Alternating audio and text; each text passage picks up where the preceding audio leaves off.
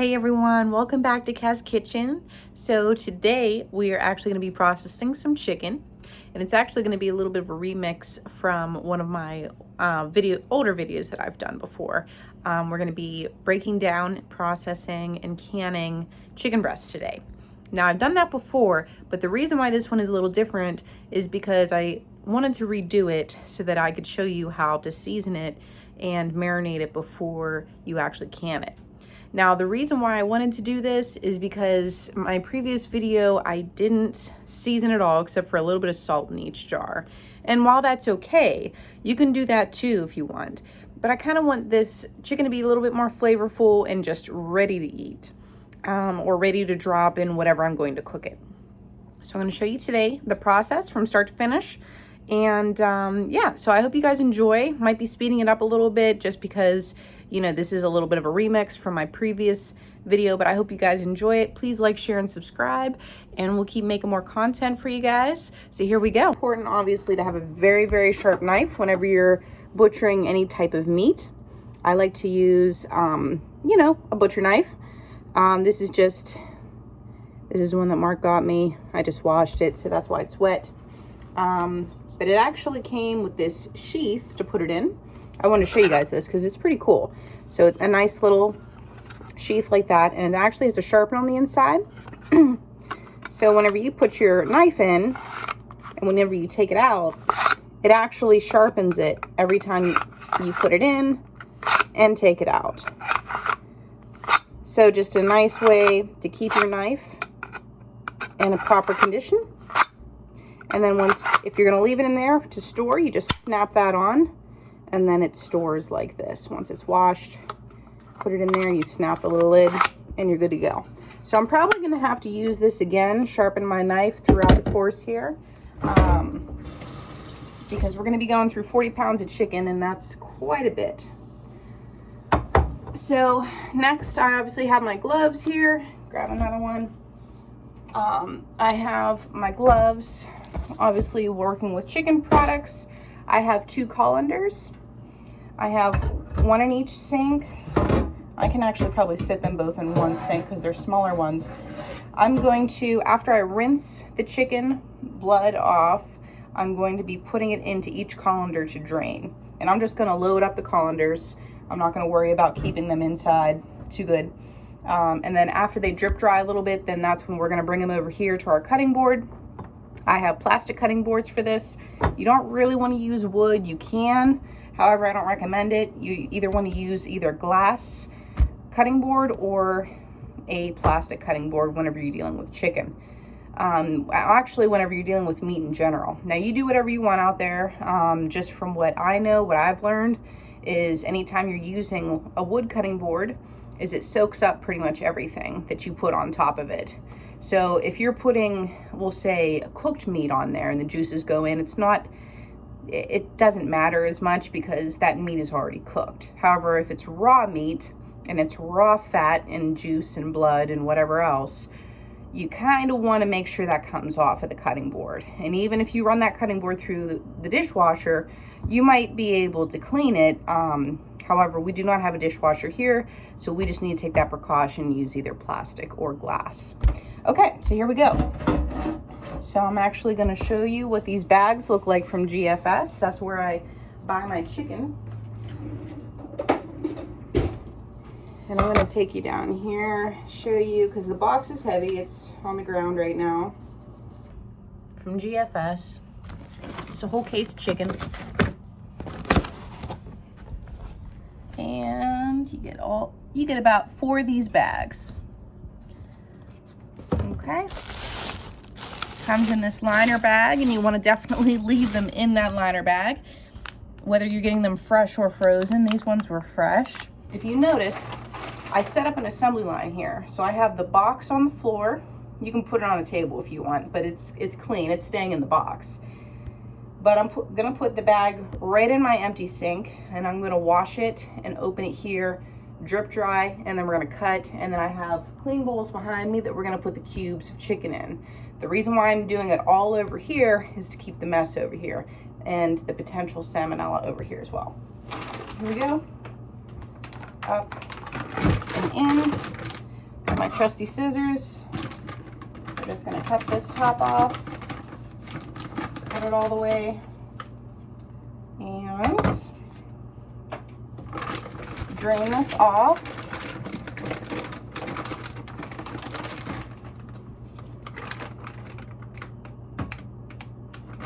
And then we're gonna start rinsing.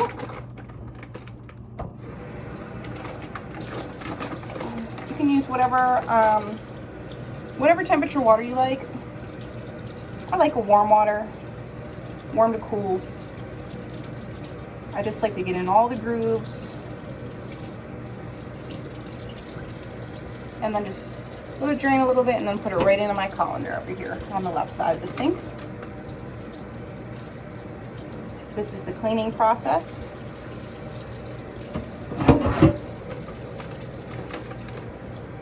I'm gonna probably work one bag at a time.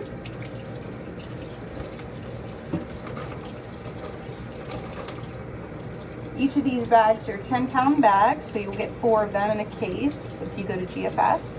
It's really nice. They actually just came down in price a little bit. They used to be closer to $90 and now they're right about $81 for the case. Still expensive, however, it's a lot better than what it was, so that's nice. Anytime we can save some money, I'm a happy camper.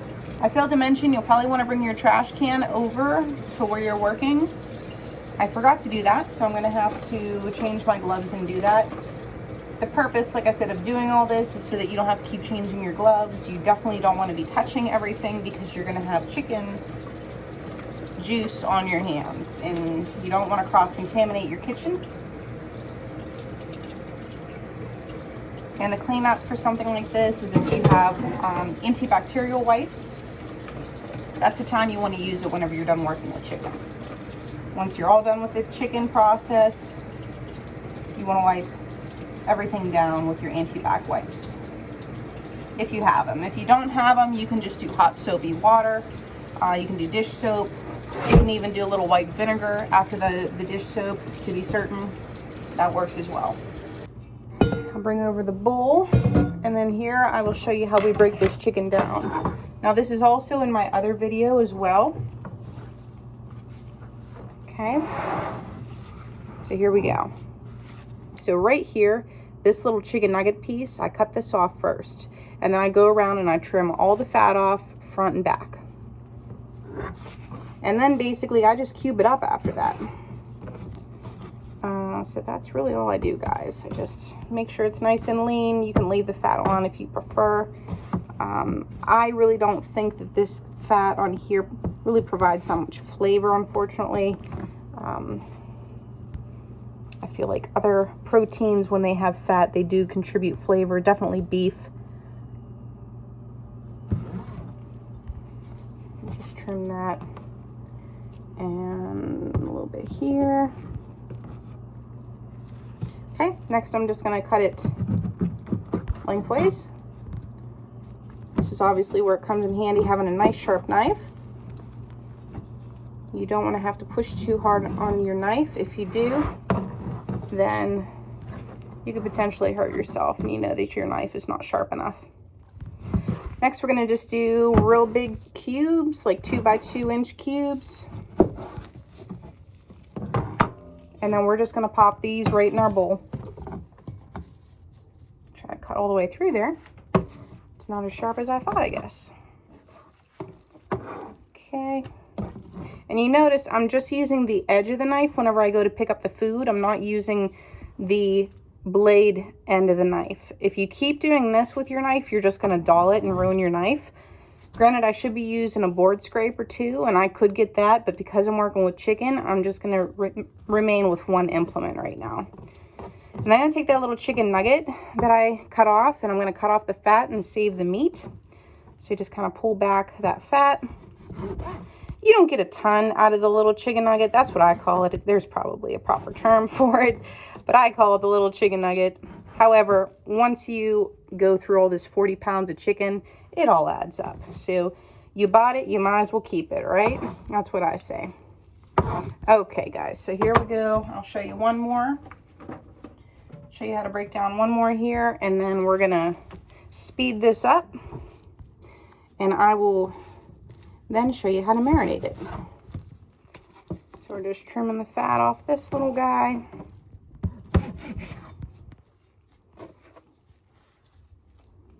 Like I said, you can be as detailed as you want during this part. For me, I'm just doing a soft trim. Just trying to clean it up a little bit. And then just trying to keep the size, the cubes, approximately the same size. Because then it's going to cook evenly in your canner. This is going to be a raw pack like it was the last video. Because I found that very successful. As far as it not really overcooking. But like I said, I was just kind of disappointed with the flavor, so I know I wanted to season it up this time. This will probably be our last batch of chicken that we need to do for the year, so I'm really excited about that as well. Chicken is so easy to can. I mean, you see the prep time right here. The worst about the prep on chicken is obviously keeping it safe and keeping it clean, keeping your space clean. Once you got that down, you'll be fine. And honestly, if you're using gloves and you're changing your gloves, you'll be fine too. Keep washing your hands. You guys are going to be all stars. This is easy. This is so easy. So that's it, guys. Obviously, I got 2 breasts in here already. I obviously have about a little under 40 pounds to go. So I'll be back once this is all chopped up, and we're going to start marinating this. So I'll see you guys on the other side. All right, guys, so right now we're going to work with 20 pounds of cut chicken. I'm going to show you what we've got here. Got a little bit here, a little bit more here, and then I got all my seasonings right in here.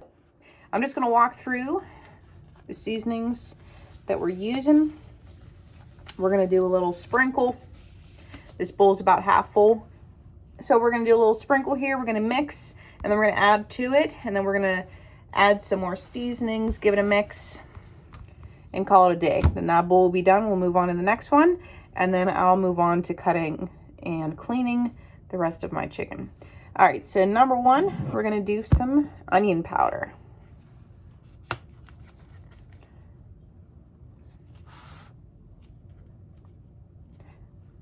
Okay, paprika. Giving a little kick.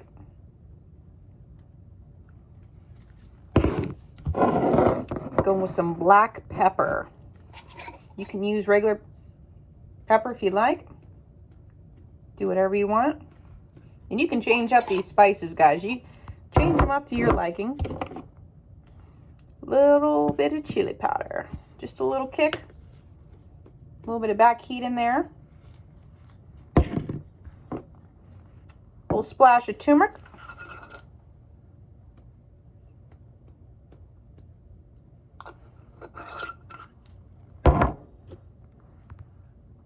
A little garlic powder. Always need garlic. Going with some thyme. Thyme tastes beautiful with chicken. Gives it that extra special flavor. Like that rotisserie flavor. Beautiful. Rosemary. Another one just adds that rotisserie flavor. It's beautiful. Now next we have 2 different salts. I've got regular table salt, and then I have some seasoned salt. I think I'm going to go with the seasoned salt, maybe a splash of our table salt, just because I want to do as much flavor as possible right here. Seasoned salt's always nice on the chicken. The only bad thing I don't necessarily particularly like about this seasoned salt, it tends to change the color of the chicken. So obviously, because there's spices in here, just note that your chicken may turn a little orange, but that's perfectly normal. Same with adding the turmeric. You might have a little bit of change in color. And now we're gonna add just a splash of our table salt. And I am going to note, since we're adding the salt now into the seasoning, we're not gonna necessarily need it tomorrow whenever we go to can this, because it's gonna sit in the fridge all night long and marinate. Next, I have some soy sauce and Worcestershire sauce. I'm just going to add a little splash of these just to get our marinade juices going. Obviously, there's sodium in your soy sauce, so just be careful with that sodium content. Get a little splash of both. Now we're gonna get in there and mix it all up with your gloves. And this is why we only want to do about a half of a bowl at a time, because you want to be able to get in there and make sure all these flavors are marrying together. And you almost want to knead it for a while, guys. You don't want to see your chicken should be colored. I'll bring this over to you. See, it should be colored, almost like that orangey color, with all those nice, beautiful seasonings. And then you're going to smell, it's going to perfume, and I can actually smell it up here. And actually, whenever you can smell it where you're standing, you know it's going to be a beautiful thing. So that's always good. Just making sure our chicken pieces are broken apart, making sure everything is distributed well. Because I hate it when there's a clump of seasoning somewhere and then you happen to go take a bite after it's cooked and then you're like, oh my gosh, this tastes so powerful because it didn't get mixed in properly. Okay, that's looking really nice, incorporated. Next, I'm just going to add in our chicken that's not seasoned right on top. Just want to show you the difference. Obviously, not seasoned and seasoned. So that's give you an idea what it'll look like. Then we're going to add in some more raw chicken on top. And then you can either wash your gloves or change them, do whatever you're going to do. And then touch your seasonings again. We'll season the top of this. Get it mixed up. I'll wash them up real fast.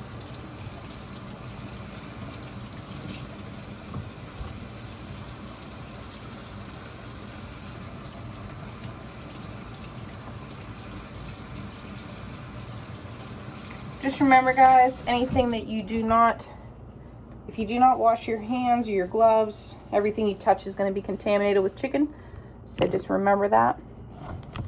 Okay, next we're just going to work my way backwards. So I'm going to do soy sauce, Worcestershire, because that's just where they are on my counter here. A little splash. A little splash. Okay. A little dash of table salt. I have this cowboy seasoning too. I like to use that on steaks and you can use it on poultry. Right now I think we have plenty of seasoning, so I think we're pretty much fine with that. Next we're going to do our seasoned salt.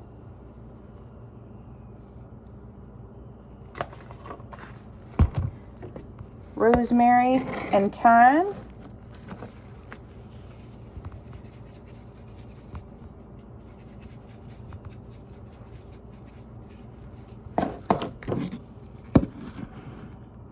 Good old chili powder.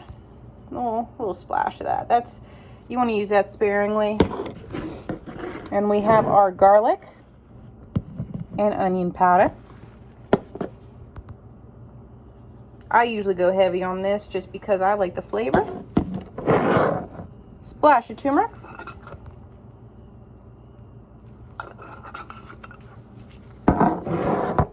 White ground pepper.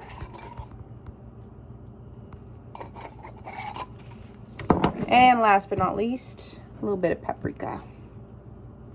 And then we're just going to give this a mix. And then we'll be able to set this off the side.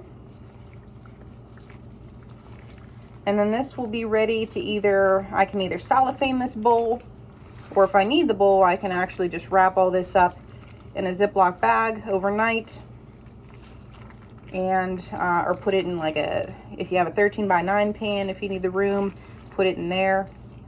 Let it marinate overnight, put some plastic wrap over top, and then tomorrow I'll be filming that as well. We'll show you how to can that tomorrow. Really easy, guys. It's literally like a pop and drop. After your jars are all cleaned, you literally put your chicken inside the jar, you put your lid on, you put your ring on, and then you go to town. Like, that's literally all it is. It's no liquid, no nothing. Whenever you're raw packing meat, you do not add any liquid, no broth, and no water, because the juice from the chicken, there's a lot of H2O in here. So it's going to cook out its moisture, and that's what's going to fill up the jar with the liquid. You may not get a full jar of liquid. However, you're going to have enough. I'm just going to get this nice and mixed up, guys. Yeah, anybody can do this, guys. Just definitely reach out if you've always been wanting to can your own meats, own veggies, whatever you want to can. Just give it a go. Give it a go. And you're going to be awesome. You'll probably be having your own channel someday.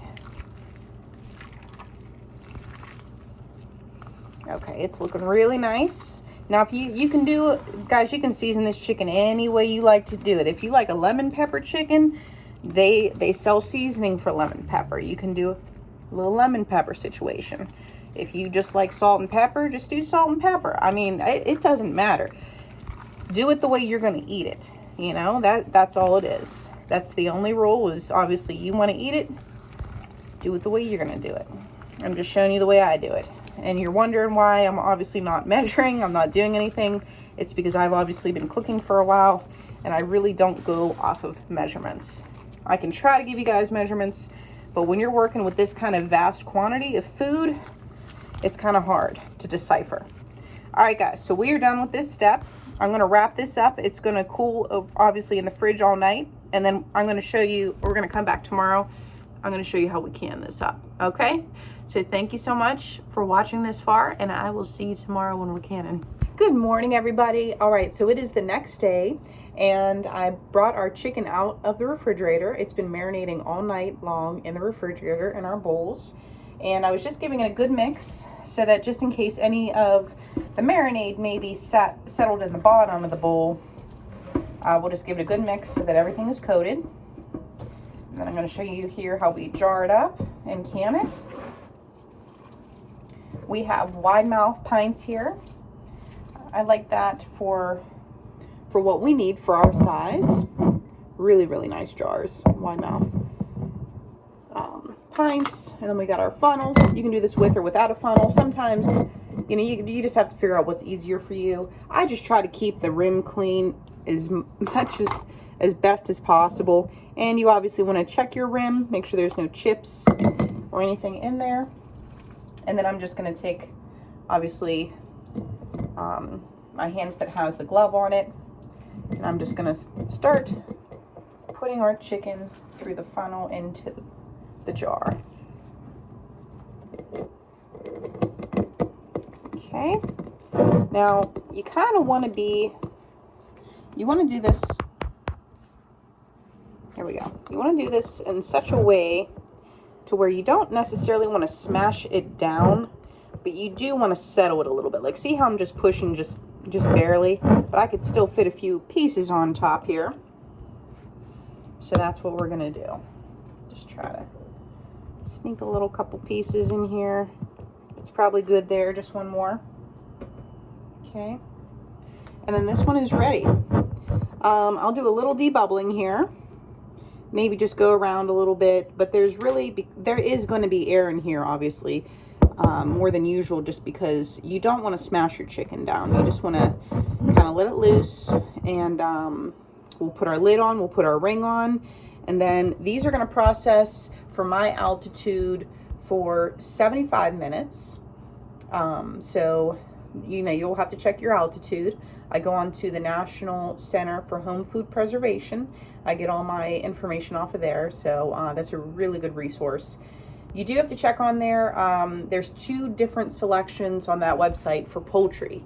There is rabbit and poultry, a turkey and poultry. That's the other thing.